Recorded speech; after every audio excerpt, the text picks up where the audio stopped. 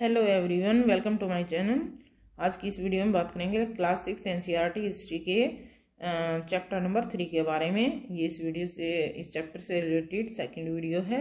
पहली वीडियो में हम रामायण और के महाभारत के बारे में जान चुके हैं कि ये दोनों ही महाकाव्य हैं, लेकिन फर्स्ट वीडियो में हम डिस्कस कर पाए थे सिर्फ रामायण के बारे में। आज की वीडियो में हमारा डिस्कशन रहेगा महाभारत काल के बारे में। जैसे कि रामायण की रचना की है आदि कवि वाल्मीकि ने, उसी तरह से महाभारत को लिखने वाले हैं महर्षि वेदव्यास जी। इस ग्रंथ का पुराना नाम है जय ग्रंथ। क्या नाम है इसका पुराना नाम? जय ग्रंथ। जिसमें क्या है, कौरव और पांडु दोनों का युद्ध हुआ है, तो ये ही मूल कथानक रहा है। इस कहानी का, इस कथा का मुख्य विषय क्या रहा है? कौरव पांडवों के बीच की लड़ाई। तो इस चैप्टर में हम महाभारत के विषय में जानेंगे कि कहाँ कहाँ पर इसके भी ऐतिहासिक साक्ष्य हमें मिले हैं और क्या कहानी रही है इस महाभारत की। तो जब ये ग्रंथ लिखा गया स्टार्टिंग में, तब इसमें लगभग कितने श्लोक हैं? तब इसमें 8800 श्लोक थे। फिर जय ग्रंथ में भरतवंश का इतिहास जोड़ दिया गया। तो इस भरतवंश का इतिहास जब इसमें जुड़ा, तो ये जुड़ते ही इसका नाम पड़ गया भारत ग्रंथ। अब इसमें कितने श्लोक हो जाते हैं? 24,000। फिर इसके बाद अनेक नीतिप्रक अंश और आख्यान और जुड़ गए इसमें। फिर भारत ग्रंथ को महाभारत ग्रंथ कहा गया। क्यों? क्योंकि इसमें नीतिप्रक, नीति बताने वाले और आख्यान देने वाले शब्द जुड़ने से इसको बहुत ज्यादा इसके श्लोकों में वृद्धि होगी। तो इस ग्रंथ का नाम ही महाभारत ग्रंथ रख दिया गया, जिसमें अब लगभग 1,00,000 श्लोक हैं। पुणे के भंडारकर ओरिएंटल संस्था में इस ग्रंथ को रखा गया है और महाभारत का संस्करण सबसे ज्यादा प्रामाणिक माना गया है। कौन सा संस्करण? जो पुणे के भंडारकर ओरिएंटल संस्था में रखा गया है। इसे क्या कहा गया है इस ग्रंथ को? हिंदुओं का विश्वकोश। ठीक है। और पंचम वेद, 4 वेद हमने पढ़े हैं ना, तो 5वां वेद क्या हो जाता है? महाभारत। 5वां वेद किसको माना गया है? महाभारत को। इसका पुराना नाम था जय ग्रंथ। ठीक है। अब इसमें क्या जुड़ा कि ये भारत ग्रंथ बना? तो इसमें भरतवंश का इतिहास जुड़ने से ये भारत ग्रंथ बन गया। ठीक है बच्चों, आगे हम जानते हैं कि इसको और अन्य नामों से जाना जाता है। तो ये अन्य नाम कौन से हैं? जैसे धर्मशास्त्र, इसमें धर्म का वर्णन है। अर्थशास्त्र, इसमें आजीविका कमाने से संबंधित, ठीक है, अर्थ से संबंधित शास्त्र है ये। और काम शास्त्र है। नीति शास्त्र भी इसको कह सकते हैं, नीति नियमों से बंधा हुआ। मोक्ष शास्त्र भी इसको हम कह सकते हैं, क्योंकि जो भगवत गीता है वो इसी, जैसे कि श्रीमद् भगवत गीता, अनुगीता, पराशर गीता, मोक्ष धर्म आदि महत्वपूर्ण अंश इसमें ही संकलित है। ठीक है। तो सारा सब कुछ इसी ग्रंथ में समाया हुआ है। तो इस ग्रंथ के इसलिए अनेक नाम प्रचलित है। अब यहाँ पे जो पिक्चर आपको दिखाई दे रही है, यहाँ पे क्या है? ये उस युद्ध का दृश्य है जिसे कौरव पांडव युद्ध कहा जाता है। और यहाँ आपको दिखाई दे रहा होगा, ये भगवान श्री कृष्ण सुदर्शन चक्र लिए हुए हाथ में अर्जुन को क्या दे रहे हैं? उपदेश दे रहे हैं कि हे अर्जुन, अब ये मोह त्याग और युद्ध के लिए तैयार हो जा। ठीक है। तो ये जो घटना है ये महाभारत से संबंधित ही है। ये काल्पनिक चित्र मैंने यहाँ लगाया है एनसीईआरटी से। दूसरा है नीति और लोक शिक्षा से संबंधित संजय नीति, विदुर नीति, भीष्म नीति का भी इसमें समावेश है। मतलब हर विद्वान जो इस काव्य से संबंधित है, उनकी नीतियों का भी इस ग्रंथ में वर्णन किया गया है। अब शांति पर्व में क्या है? राजधर्म, आपद धर्म और मोक्ष धर्म का भी वर्णन किया गया है। अब नेक्स्ट इसमें हम जान लेते हैं कि जो इतिहासकार हैं वो इसका टाइम कब से कब तक बताते हैं। तो जो पश्चिमी इतिहासकार हैं वो उसका समय बताते हैं लगभग 900 ईसा पूर्व से 1500 ईस्वी पूर्व के बीच में। परंतु भारतीय इतिहासकारों ने अपनी गणनाओं में इसे बहुत पुराना बताया है। गुप्तकालीन गणितज्ञ है व्राहमीर, उसने अपनी गणनाओं के हिसाब से इसका समय 2449 ईस्वी पूर्व माना है। और इसी तरह से आर्यभट्ट ने इसकी तिथि 18 फरवरी 3102 ईस्वी पूर्व मानी है। चालुक्य नरेश पुलकेशिन द्वितीय ऐहोल जो है उसका शिलालेख, उसकी तिथि बताई है 3100 ईसा पूर्व। ठीक है। वी हॉली ने ग्रह नक्षत्रों के अनुसार महाभारत की तिथि 13/11/3143 ईसा पूर्व मानी है। NS राजाराम के सदानंद सुभाष का और इतिहासकारों ने इसका समय 3067 ईसा पूर्व माना है। उपयुक्त वर्णन और आधुनिक पंचांगों में लिखे गए कली संवत के हिसाब से महाभारत की तिथि कब बनती है? 3100, क्योंकि जितने भी इतिहासकारों ने अपना टाइम बताया है तो वो 3000 के आसपास। तो इन सब को देख के क्या निष्कर्ष निकलता है कि इसकी तिथि मानी गई है 3100 ईसा पूर्व। अब ये जो घटनाएं हैं महाभारत के समय में घटी भी या नहीं, इसके साक्ष्य हमें मिले हैं। तो ये जैसे कि पहला साक्ष्य है कि महाभारत में जो भी वर्णित स्थान हैं, जिन स्थानों का वर्णन है उनकी पहचान हो चुकी है। युद्ध कुरुक्षेत्र में हुआ था, आधुनिक कुरुक्षेत्र ही है, क्योंकि इसकी दूरी सतलुज और यमुना के बीच में बताई गई है। जो भी पुरानी चीजें हैं तो उनमें दूरी कौन सी बताई गई है? सतलुज और यमुना के बीच की। अब इसी के साथ साथ दिल्ली के पुराने किले के अवशेष भी मिले हैं। तो ये अवशेष कहाँ मिले हैं? जैसे कि जहाँ भी मिले हैं, मेन इसमें गुजरात के अरब सागर में द्वारका जो नगरी है उसका भी वर्णन है। तो ये भी अब ढूंढी जा चुकी है। अरब सागर में मिली ये जो चित्र है आपको दिखाई दे रहा है, यहाँ पे द्वारका नगरी के ये अवशेष यहाँ दिखाई दे रहे हैं। दूसरा सुग यमुनानगर से प्राप्त विद्या ग्रहण करते हुए बालक की एक मूर्ति है यहाँ। ठीक है। और बरनावा में लाक्षागृह, महाभारत में एक वर्णन आता है लाक्षागृह का। तो ये लाक्षागृह वो जगह है जहाँ पे भीलनी और उसके 5 पुत्र जल के राख हो गए थे। तो उस घर के बारे में, लेकिन ये प्लानिंग किसके लिए की गई थी? महाभारत में जब हम सुनते हैं पढ़ते हैं तो ये प्लानिंग थी 5 पांडवों और कुंती के लिए, लेकिन वहां पे भील और उसके 5 पुत्र जलकर राख हो जाते हैं। तो ये वही लाक्षागृह है। तो इसके भी अवशेष मिले हैं। सनोली की खुदाई में महाभारत की पुष्टि होती है।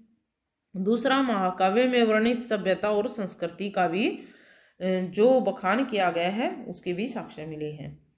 अब आर्यों का प्रसार। रामायण में आर्यों ने विंध्याचल को पार कर लिया था और महाभारत में दक्षिण के राजाओं ने युद्ध में भी भाग लिया था। महाभारत के विषम पर्व में विश्व और भारतवर्ष के भूगोल का वर्णन किया गया है। तो ये हैं वे साक्ष्य जिनसे ये पता चलता है ये दोनों ही काव्य रचे गए हैं। तो ये घटनाएं भारत में अवश्य ही घटी होंगी। अब राजा की उत्पत्ति के बारे में जान लेते हैं। महाभारत के शांति जो पर्व है उसमें ये लिखा गया है कि न तो पहले राज्य था और न ही राजा। ठीक है। न दंड था न ही दंड देने वाला। धर्म से ही एक दूसरे की रक्षा की जाती थी कि हमारा एक व्यक्ति होने के नाते क्या धर्म है। तो इस तरह की बातों से ही एक दूसरे की रक्षा की जाती थी। लेकिन बाद में क्या हुआ? नैतिक पतन हो गया समाज का, और नैतिक पतन होने से अराजकता बनने लगी और राजा की आवश्यकता हुई। तो एक प्रस्ताव में प्रजा ने राजा को कर देना स्वीकार किया और राजा ने प्रजा की रक्षा करने का वचन किया। तो इस तरह से राजा और प्रजा का उद्भव हुआ। क्यों? पहले तो जरूरत ही नहीं थी। ठीक है। लेकिन नैतिक पतन होने के साथ साथ क्या हुआ? दोनों की जरूरत हो गई, राजा की भी और प्रजा की भी। तो यहाँ NCERT में राजा के प्रमुख कर्तव्य बताए गए हैं। क्या है वो कर्तव्य? जैसे कि मैंने लिखा हुआ है, निरंकुश होते हुए भी राजा का प्रमुख कर्तव्य है प्रजा पालन और प्रजा की रक्षा करना होता था। राजा से उपेक्षा की जाती थी कि वह अपनी प्रजा से ऐसा ही व्यवहार करे जैसा घर में पिता पुत्रों के साथ करता है।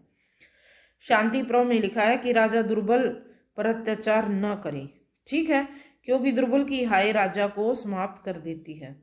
क्या लिखा है? कि राजा जो है दुर्बल पर अत्याचार न करे, अगर करेगा तो दुर्बल की हाय राजा को लगेगी और वो समाप्त हो जाएगा। धर्म का उल्लंघन करने वाले राजा की कठोर शब्दों में निंदा की गई है। भीष्म ने रक्षा न करने वाले अत्याचारी राजा के विरुद्ध सक्रिय विद्रोह की भी अनुमति दी है। तो ये भीष्म पितामह भीष्म की बात की जा रही है।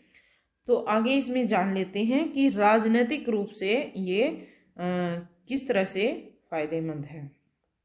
अब रामायण की बात की जाए तो रामायण में जो है आदर्शवाद, उच्च नैतिक मानदंडों की स्थापना का प्रयास, महाभारत में यथार्थ और जीवन की व्यवहारिकता पर ज्यादा जोर दिया गया है।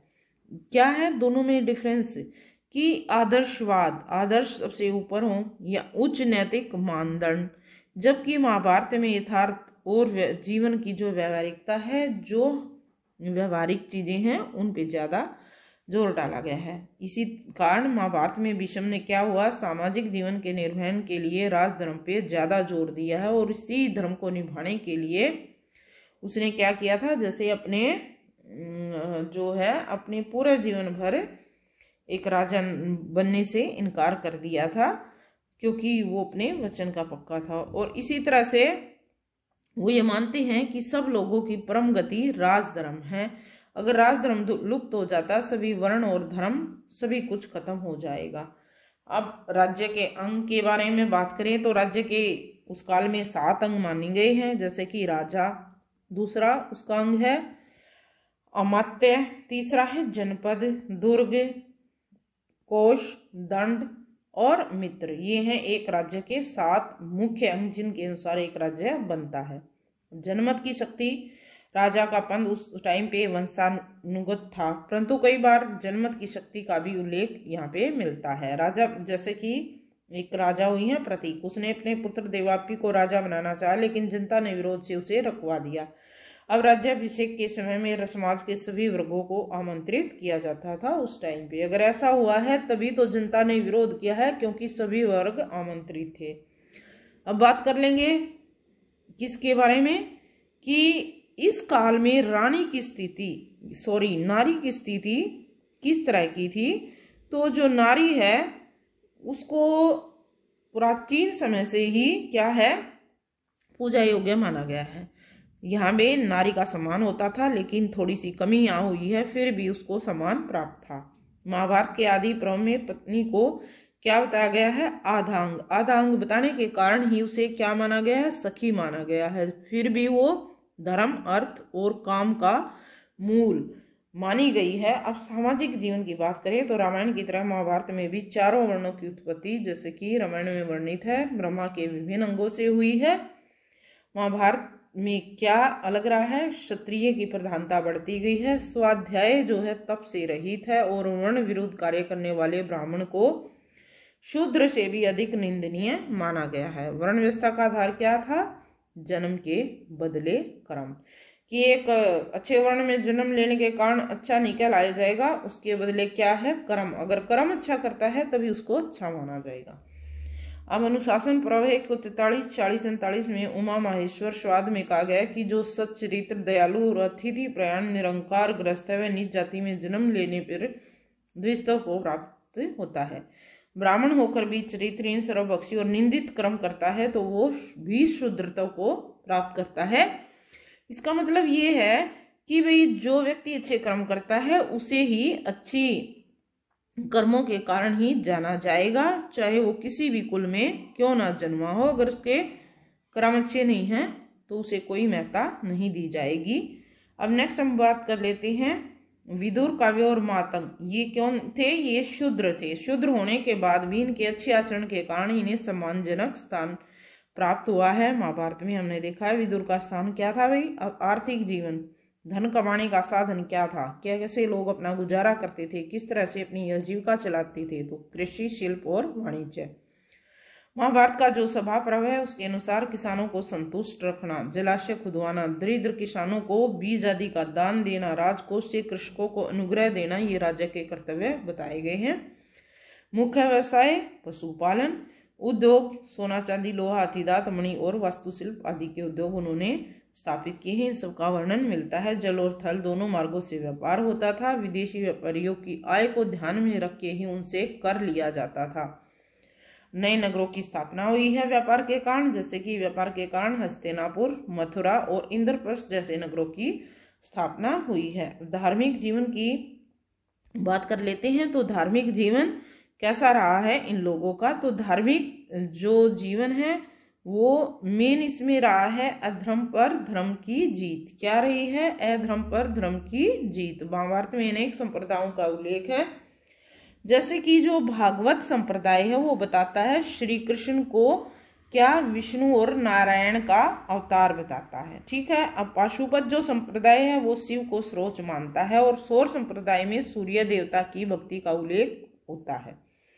शाक्त मत जो है उसके अनुसार देवी की उपासना, पूजा किसकी की जा रही है? इस मत के अनुसार देवी की। अब त्रिदेव के विचारों का भी, जैसे कि त्रिदेव कौन कौन से हैं? ब्रह्मा, विष्णु और महेश। ठीक है। कौन से? ब्रह्मा, विष्णु और महेश। इनके विचारों का भी विकास उस टाइम पे हुआ है। यह कर्मकांड की प्रधानता बढ़ी है। हिंसा के स्थान पर तिल जो पर जोर दिया गया है। इसके साथ साथ लोगों के अंधविश्वास बढ़े हैं, जादू टोने का प्रयोग बढ़ता गया, और सर्प पूजा का भी प्रचलन इस टाइम पे हुआ है।